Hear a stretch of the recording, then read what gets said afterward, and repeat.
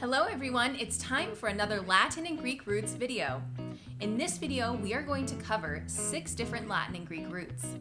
Remember that Latin and Greek roots are important to learn because if you know these smaller chunks of words, that when you look at English and a lot of other Romantic languages, you can see the meanings of the words when you look at them, even if you haven't seen it before.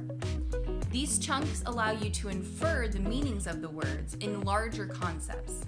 The first root we're going to cover is a Greek root, ETH. This root means custom or habit. You see this root used in the word ethics. Ethics is a word that means the characteristics and moral compass of an individual. That would be their ethics. Another word that uses this root is the word ethos. Ethos is a word that describes the culture and characteristics of any group of people that share similar habits or culture, an ethos. The next root that we're going to cover is Latin, and it's the root ex. This root means from or out. You see this root used in the word exit. To exit something means to leave it. You'll see the word exit on a lot of buildings in the United States where they are by law required to put exit above doors in commercial buildings so that you know where you can actually leave the building on the exterior. An exit. Another word that uses this root is the word exist. Exist means to be. Another word that uses this root is the word exclude. Exclude means to leave something out. If you are excluded from a game, it means that you are on the outside or you're left out of it. Exclude. The next root that we're going to cover builds on the EX root. It is also Latin and it is extrem. This means outermost, where EX just means out, extreme or extrem means the outermost. The most commonly used version of this root is the word extreme. It means the outermost. We can use it as an adjective to describe anything that is at the ends of possibility, the extreme. Another word that uses this root is the word extremity. We'll use this word to describe typically our limbs, which are the outermost portion of our body. So our arms and our legs are our extremities. Another word that uses this root is the word extremist. An extremist is a person who operates on the fringe of any idea or group of people. This usually puts them on almost what would be considered the outside, an extremist. The next root we're going to cover is PER. It's Latin and it means thoroughly or through.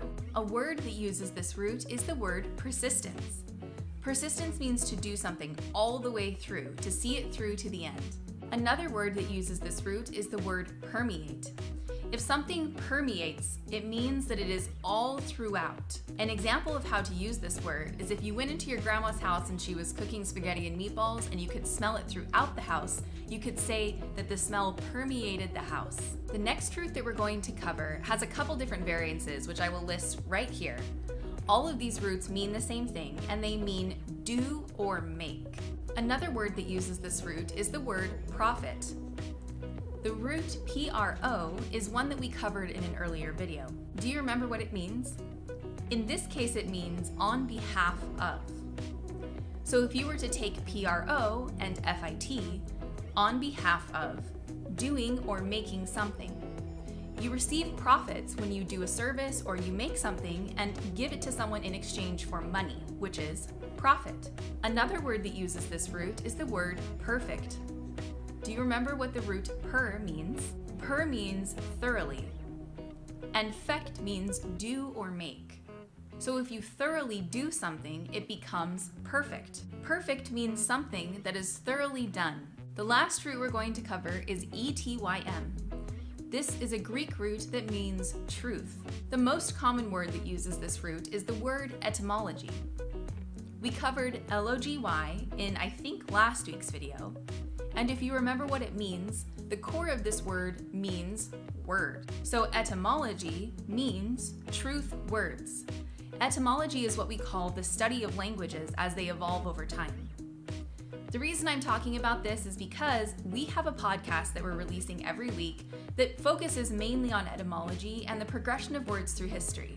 In order to properly understand history, we need to understand the words that are used to describe it. It's the only way that we actually can learn lessons from our ancestors. If you're interested in learning about history, go follow us on SoundCloud, where you'll be updated every time we post a new podcast. This project is called the Living Dictionary, and there's a lot of different ways that you can also participate, so I encourage you to go check it out. That's it for this video. If you have any questions or any requests for more Latin and Greek roots, please leave them in the comments below, and I will see you in the next video.